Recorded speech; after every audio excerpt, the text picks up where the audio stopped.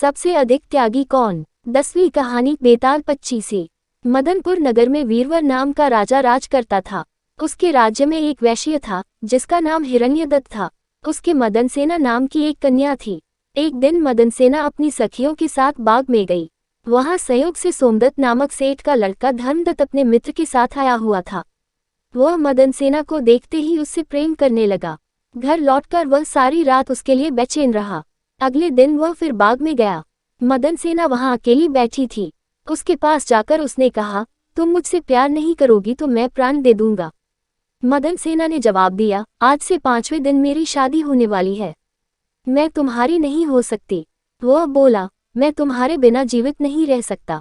मदनसेना डर गई, बोली, अच्छी बात है, मेरा ब्याह हो जाने दो, मैं अपने पति के पास जाने से पहले तुमसे जरूर मिलूंगी। वचन देके मदनसेना डर गई।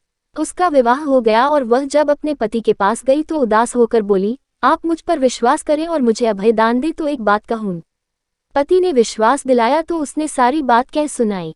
सुनकर पति ने सोचा कि यह बिना जाए मानेगी तो है नहीं, रोकना बेकार है। उसने जाने की आज्ञा दे दी। मदनसेना अच्छे अच्छे कपड़े और गहने पहन कर चली। रास्ते में उसे एक चोर मिला। उसने उसका आंचल पकड़ लिया। मदनसेना ने कहा, तुम मुझे छोड़ दो, मेरे गहने लेना चाहते हो तो लो। चोर बोला, मैं तो तुम्हें चाहता हूँ।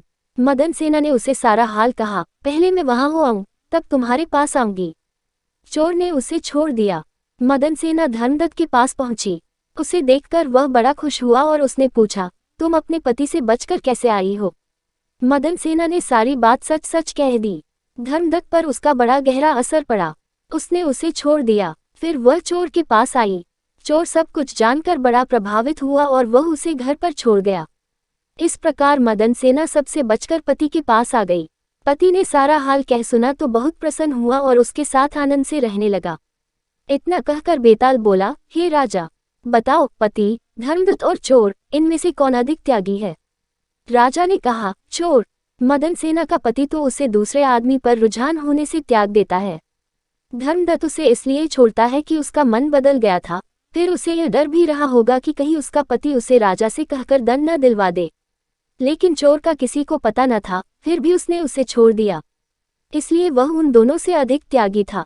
राजा का यह जवाब सुनकर बेताल फिर पेड़ पर जा लटका और राजा जब उसे लेकर चला तो उसने यह कथा सुनाई।